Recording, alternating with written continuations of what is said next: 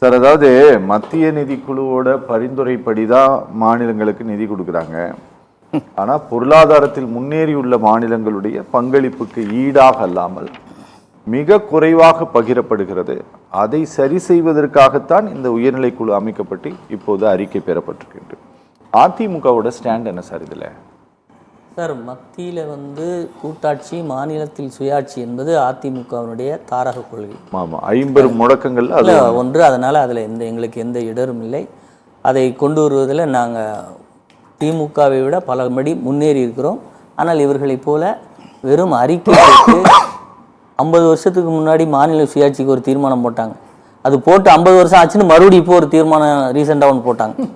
அதுக்கு இடையில என்ன நடந்துச்சுன்னு ஒரு சின்ன பார்ப்போம். இப்போ அவங்க பேசும்போது அண்ணா ஒரு கொள்கையை கைவிட்டார்னு சொன்னாங்க.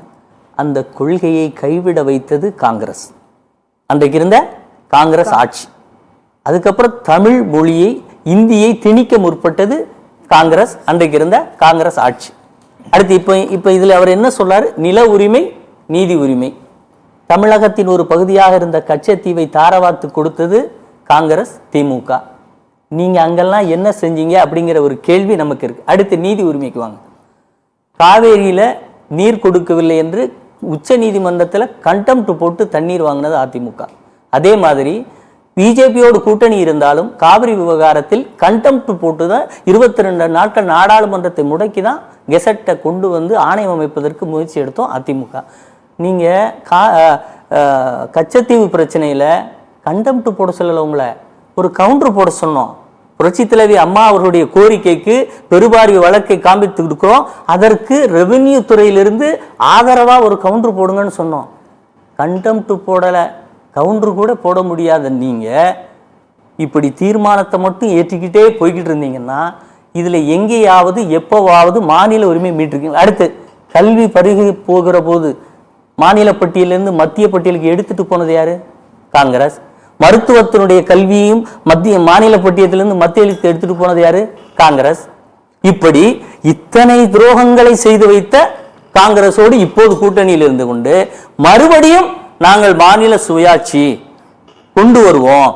உரிமை பறிபோகிற போது 18 ஆண்டுகள் மத்திய அரசில் இருந்தீங்கல்ல, அப்போ மாநில சுயாட்சி குறித்து ஏதாவது ஒரு முன்னெடுப்பு, ஏதாவது ஒரு அமைச்சர்கள் கூப்பிட்டு நாங்கள் இதில் பிரதிநிதிகளாக இருக்கோம் உங்கள் அமைச்சரவையில், தயவு செய்து இதுக்கு ஒரு தீர்மானம் போட்டு எங்கிட்ட எடுத்த கல்வி உரிமையை திருப்பி கொடுத்துருங்க, மருத்துவ உரிமையை திருப்பி கொடுத்துருங்க. சார் சொல்றார் மாநிலத்தில் சுயாட்சி இல்லை. இந்திய அரசியலமைப்பு படி கூட்டாட்சி என்பது வேறு, கூட்டணி ஆட்சி என்பது வேறு. அதை முதல்ல புரிஞ்சுக்கணும். ஒரு மாநிலத்தில் கூட்டணி, அந்த மாநில கட்சிகள் கூட்டணியாக, அதாவது தேர்தல் அலையன்ஸ் அல்லது பல ஆதரவுகளை பெற்று இருந்தாலும் அது மாநிலத்தினுடைய ஆட்சி தான். மத்தியில் இருக்கக்கூடிய ஆட்சி என்பது இங்கே இருக்கக்கூடிய பார்லிமெண்டேரியன்ஸ், ஒவ்வொரு மாநிலத்திற்கும் பிரதிநிதிகள் இருக்கிறாங்க. அந்த பிரதிநிதிகள் பாராளுமன்றத்தில் போய் உரிமைக்கு போராடி மாநிலத்தினுடைய உரிமை மீட்கணும். அது கூட்டாட்சி. கூட்டணியும் கூட்டாட்சியும் வேற, அதை புரிஞ்சுக்கணும் முதல்ல. அப்போ இங்க இருக்கக்கூடிய நாம மாநில சுயாட்சி என்று எதை சொல்கிறோம்னா, எங்களுக்கான உரிமையை இன்னும் அதிகப்படுத்துங்க. மத்திய அரசு உங்களுடைய நிதி நிர்வாகத்தில் உங்களுடைய செயல்பாடுகளை குறைச்சிக்கோங்க, எங்களுக்கு அதிகம் கொடுங்க. ஏன்னா நாங்க நேரடியாக மக்களுக்கு அருகிலே இருக்கிறோம். அருகிலே இருக்கிறவர்களுக்கு தான் மக்களுடைய உடனடி தேவை தெரியும். அதனால எங்களுக்கு அதெல்லாம் கொடுங்க அப்படின்னு கேட்கறது தான் மாநில சுயாட்சி. மாநில உரிமைகளின் அதிகரிப்பு தான் மாநில சுயாட்சி. மாநில சுயாட்சிங்கிறது ஒரு தனியா எங்க இருந்தோ நம்ம கொண்டு வர போறது. கரெக்ட். அதனால இப்படி நீங்க போகும்போது ஒவ்வொரு முறையும் இந்த நிதி ஆதாரங்களை, இப்போ கடைசியா கடந்த அந்த திமுக ஆட்சிக்கு வந்த பிறகு நிதி பெறுவதற்காக அங்கே இருக்கக்கூடிய அந்த நிதி கூட்டத்திற்கு எப்போதாவது இவர்கள் போயிருக்கிறார்கள்னா ஒரு முறை போனாங்க. ஒரு முறை போகணும். எதுக்கு போனாங்க? அதுக்கு முன்னாடி டாஸ்மாக்ல இடி ரைடு நடந்தது. அப்போ போயிட்டு பிரதமர் மோடி அவர்கள் 45,000 கோடி பல கோடிகள் என்று இந்தியாவை முன்னுக்கு செல்லக்கூடிய வழிகளில் செயல்படுகிறார்னு ஸ்டாலின் அவர்கள் பேசிவிட்டு வந்தார். நிதி கேட்டு விட்டு வந்தாரா? எவ்வளவு நிதி கேட்டாரு? மாநில உரிமை கேட்டாரா? எங்களோட நிதி இல்லைன்னு எங்கேயாவது கேட்டிருக்காரான்னா இல்லை. அப்போ நிதி நீதி இப்படி எல்லா வகையிலையும் நீங்க பாத்தீங்கன்னா செயல்படுகிற போது மத்திய அரசும் மாநில அரசும் எதிரிகள் இல்லை. அதை தானே நாங்க சொல்லிக்கிட்டு இருக்கோம் சார். அதே மாதிரி நிதி ஒதுக்கீடு 100 ரூபாய் வாங்கிவிட்டு 10 ரூபாய் கொடுக்கிறீர்களே என்று புரட்சி தலைவர் அங்க போய் பேசியிருக்கார். பேரறிஞர் அண்ணா பேசியிருக்கார். புரட்சி தலைவி அம்மா தூக்கி போட்டு போங்கடான்னு அன்னைக்கு வெளியே வந்திருக்காங்க. அது ஒரு செய்தி ஆக்குனாங்க. பகிர்வு கம்மியா இருக்கு, எங்களுக்கு நிதி பகிர்வு குறைவு. இப்படி செயல்படணும், கேட்கணும். அதுக்கப்புறம் நம்ம நீங்க டேபிள்ல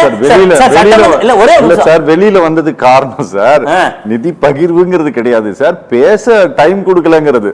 நான் என்ன கேட்பேங்கிறத தெரிஞ்சுக்கிட்டு அப்படி அதை செய்தி ஆக்குனா தானே சார் நீங்க மாநிலங்களை இணைக்க முடியும். நான் நிதி கேட்க போனா என்ன பேசவே விடலங்க, எங்க நிதி தருவாங்கங்கறத சொல்லணும்ல சார். சேரோட தூக்கிட்டு வந்தாங்க வேற ஞாபகம் இருக்கு. அன்னைக்கு இருந்த அரசு அப்ப எப்படி எல்லாம் ஒரு மாநிலத்தினுடைய முதல்வரை பேசக்கூட விடாமல் செய்தது, அதையெல்லாம் பிஜேபி கவர்மெண்ட். அதைத்தான் சொல்றேன் சார். அப்போ கூட்டணியில் யாரெல்லாம் இருந்தது? பிஜேபி கவர்மெண்ட்ல கூட்டணியில திமுக இல்லையே சார். மேடம் வந்து சேர தூக்கிட்டு வந்த போது இந்த கவர்மெண்ட் தானே சார், பிஜேபி கவர்மெண்ட் தானே சார். நித்தி ஆயோக் மாறின பிறகு தானே சார் போனாங்க. இல்ல சார், அதுக்கு முன்னாடி அதுக்கு முன்னாலேயா? அப்ப காங்கிரஸ் தான். அததான் நான் சொல்ல வரேன். இல்ல நீங்க அப்படி எத்தனை கூட்டத்தில் கலந்துட்டாரு, நான் சொல்றேன். எடப்பாடி பழனிசாமி அவர்கள் எத்தனை கூட்டத்தில் கலந்துகிட்டார் அப்படின்னு கேட்டார். 2 பேர் அவர் வந்து 11 மருத்துவக் கல்லூரிகளை ஒரே ஆண்டுல பெற்று வந்தார். சரியா? அதற்கு முன்னால் 10 ஆண்டுகளில் மொத்தம் 17 மருத்துவக் கல்லூரிகளை இங்க கொண்டு வந்திருக்கோம். 10 ஆண்டுகள்ல ஒட்டுமொத்தமாவே சுதந்திரத்திற்கு பிறகு 190% மருத்துவ கல்லூரிகளை கொண்டு வந்து அது அனைத்து இந்திய அண்ணா திராவிட முன்னேற்ற கழகம். நீங்க கேட்டீங்கன்னா எத்தனை காலேஜ் இருக்கு, கவர்மெண்ட் காலேஜ் எப்பப்போ எந்த ஆண்டுல கொண்டு வந்து நான் சொல்றேன். இப்படி உரிமைகளை கொண்டு வந்தோம். அதே மாதிரி சார் இந்த 65,000 கோடி ரூபாய் திட்டம் இருக்குல்ல சார், பிஜேபி அரசு எங்களோட கூட்டணியில் இருந்துச்சு. ஆனால் அவர்கள் இந்த திட்டத்தை அப்ரூவ் பண்ணல. மாநில அரசு தன்னுடைய நிதியில் அதை ஸ்டார்ட் பண்ணோம் சார். எதை சார்? மெட்ரோ சொல்றேன். அதை ஸ்டார்ட் பண்ணி முடிச்சு போகும்போது அந்த நிதியை சரிங்க நாங்களும் ஷேர் பண்றோங்கிற நிலைக்கு கொண்டு வந்துடுறோம்ல. அப்போ ஒரு ஸ்ட்ராட்டஜி, ஒரு மாநில உரிமை, இதை எல்லாத்தையும் மிங்கிள் பண்ணி இதை எப்படி அடிச்சா அடிக்க முடியுங்கிறத பிளான் பண்ணும்ல சார். அது நீங்க எக்ஸிக்யூட் பண்ணி தானே காமிக்கணும் சார். சார் அறிக்கை வாங்கி குழு ரிப்போர்ட் நீங்க எவ்வளவு வருஷம் சார் சொல்லுவீங்க? அதற்கான வாய்ப்புகளை வருகிற போது எங்கேயாவது பயன்படுத்தினீங்களா? மீட்டெடுத்தீங்களா? உரிமையை கொண்டு வந்திருக்கீங்களா? என்ன எடப்பாடியார் அவர்கள் அரசியல் ரீதியான பகிர்வில் கூட இதுவரை நாங்க பிஜேபிக்கு இதுவரை தொகுதி பங்கீட்டுல கூட அவங்களுக்கு 20 தான் சார் கொடுத்தோம். திமுக 23 சீட்டு கொடுத்துச்சு சார். ஓகே, மாநிலத்திற்குள்ள நீங்க மத்தியில் இருக்கக்கூடிய கட்சி அனுமதிக்கிறதுல கூட நீங்க தானே அதிகமா கொடுத்திருக்கீங்க. அப்ப இன்றைக்கு வரை இதுல எடப்பாடியாருடைய சீட் பகிர்வும் சேர்த்து சொல்றேன் 2021 தேர்தலும். அப்ப எல்லா காலத்திலும் அதிமுக மத்திய அரசோடு எப்படி பயணிக்க வேண்டும் என்பதில் மிக தெளிவாக இருக்கிறது. அவர்கள் எந்த இடத்தில் எதிர்க்க வேண்டும் என்பதிலும். இன்னும் சொல்ல போனால் ஆளுநர் 7.5% மறுப்பு தெரிவித்த போது பொய்யெல்லாம் சொல்லக்கூடாது நீங்க சார். ஒரு மறுப்பும் தெரிவிக்கிற கொடுத்த உடனே கையெழுத்து போட்டு கொடுத்தாங்க. அப்படி இருக்க அவசியம் வந்தது சார். இதுதான் இது பண்ணீங்க. அப்படி இதுதான் நடக்கல சார். நடக்கல சார். இல்ல, அதாவது மாநில அரசினுடைய அதிகாரத்தை பயன்படுத்தி நாங்க தேவை வந்தது. அந்த தேவை எதுக்கு வந்தது? ஒரு ஆளுநர் நீங்க சட்டமா கொண்டு வாங்க நான் போடுறேன் பாருங்க சார். இங்க பாருங்க, இந்தியாவுடைய சட்ட அமைச்சகம் ஒரு ஆவணத்தை வந்து என்ன பண்றாங்கன்னா, இந்த நீட் சம்பந்தமாக நீங்க நிறைவேற்றி அனுப்பிய ஆவணத்திற்கு ஒரு பதில் கொடுக்குது. அந்த டாக்குமெண்ட் கூட நீங்க வந்ததை கூட நீங்க வெளியில சொல்லல, ஆண்டு கணக்கில் வெளியில சொல்லலைங்கிற இஷ்யூ வெளியில வந்த போது நீங்க என்ன பண்றீங்க, அவசரமா ஒரு சட்டத்தை போட்டுறீங்க. போட்ட உடனே அரசாங்கம் கவர்னர் மாளிகையும் குடியரசுத் தலைவர் மாளிகையும் உடனடியாக ஒப்புதல் கொடுத்தது. அதனால அதை நீங்க கஷ்டப்பட்டு வாங்கினேன்னு சொல்லாதீங்க. நீங்க சொல்றதே சார், முதல்ல அது ஜிஓவை தான் கொண்டு வந்தோம், சட்டமாக கொண்டு வரவில்லை. அதற்கான ஆதாரத்தை நான் உங்களுக்கு காமிக்க முடியும். எதை ஜிஓவா கொண்டு வந்தீங்க? இந்த 7.5% என்பது அரசினுடைய அதிகாரத்தை பயன்படுத்தி தான் கொண்டு வந்தோம் சார். அதுக்கப்புறம் அதனுடைய நலனை பார்த்து ஒப்புதல் சட்டம் எல்லாம் வாங்கணும் சார். எந்த மாற்று கருத்தும் இல்ல. ஆனா அத நாங்க ரொம்ப கவர்னர் கிட்ட சண்டை போட்டு வாங்கணும் தயவு செஞ்சு சொல்லாதீங்க. அதான் சார், அது நீங்க அப்படி நினைச்சுக்கிறீங்க. அவர் எவ்வளவு அதற்குள் இடர் இருந்தால் நாங்கள் இதை சொல்வோம் அப்படிங்கறத நீங்க புரிஞ்சுக்கோங்க. அது நீங்க வெளிப்படையா வந்து இது இல்ல ஒரு வாரத்துல சார், இதற்கான அளவீடாக நான் அதை அப்படி பார்க்க முடியாது. அது மிகப்பெரிய தடைகளை பின்ன சந்தித்து மாநிலத்தினுடைய ஒரு உரிமை, முதலமைச்சருடைய உரிமையின் அடிப்படையில் கொண்டு வந்தோம். அது போல ஏதாவது நீங்க இவங்க என்ன சொன்னாங்க அதை பார்த்துட்டு நீங்க 7.5% தானே கொண்டு வந்தீங்க, நாங்க அரசு உதவி பெறும் பள்ளிகளுக்கு 2% கொடுப்போம் சொன்னாங்களா? சார், இங்க பாருங்க, மேடம், சார், தேர்தல் வாக்குறுதி இருக்கு, கொண்டு வந்தார்களா? நான் சார், இங்க கேட்கிறேன். பாருங்க, மீன்வள பல்கலைக்கழகத்திற்கு மேடம் ஜெயலலிதாவுடைய பேரை வைக்கணும் அப்படின்னு சொல்லிட்டு நீங்க ஒரு இது ஒண்ணு போட்டீங்க. ஆமா, சரியா? அதுக்கு கவர்னர் பெர்மிஷன் கொடுக்கல. அப்போ இந்த நீட்டு விவகாரம் எல்லாம் சேர்த்து அப்போது கவர்மெண்ட் தரப்புல பேசிட்டு இருந்தது மரியாதைக்குரிய திரு ஜெயக்குமார் மட்டும்தான். அவர்கிட்ட தொடர்ந்து கேட்கும்போது என்ன சொல்லுவாருன்னா, கவர்னருக்கு காலக்கெடு இல்லை, அவரை கட்டாயப்படுத்த முடியாது, ஆமா, அதனால நாங்க திரும்ப வலியுறுத்திட்டு வந்துட்டு தான் அவர் திரும்ப திரும்ப சொல்லிட்டு இருந்தாரு. அதனால நான் சொல்றேன், நான் திரும்ப உங்ககிட்ட சொல்றேன், நீங்க நாங்க எவ்வளவு கஷ்டப்பட்டோம்னு எங்களுக்கு தான் தெரியும். சொல்லாதீங்க. இல்ல, ஏன்னா அதுக்கு எந்த கஷ்டமும் இல்ல, படாம உங்களுக்கு இல்ல, இப்ப நீங்க பாயிண்ட் வந்துட்டீங்க சார். இல்ல சார், ஒரு நிமிஷம். அதை implement பண்ணிட்டாங்க. இல்ல இல்ல மேடம், ஒரு நிமிஷம். அரசு உதவி பெறும் பள்ளிகளுக்கு பண்ணவே இல்ல.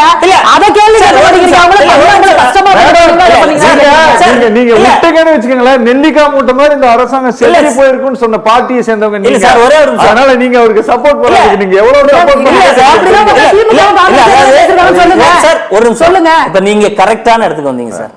ஆளுநருக்கு காலை வரையறை இல்லைங்கிற பாயிண்ட ஒத்துக்கிறீங்களா? நாங்க சொன்னோன்னு அதனால்தான் இந்த சட்டம் இந்த ஆண்டு படிக்கக்கூடிய மாணவர்களுக்கு கிடைக்க வேண்டும் என்கின்ற அர்ஜில நாங்க அந்த பவரை எக்ஸசைஸ் பண்ணோம். நான் உங்களுக்கு சொல்றேன், இது நீங்க ஏன் புரட்சி தலைவர் அம்மா பெயர் போன்ற சட்டங்கள் நீங்க அங்க போய் சட்டமாகி ஒரு பல்கலைக்கழகத்தினுடைய பெயர் மாற்றப்பட வேண்டும் என்றால் அது திருத்தம் கொண்டு வரப்பட்டு சட்டமாக்கினாதான் முடியும்.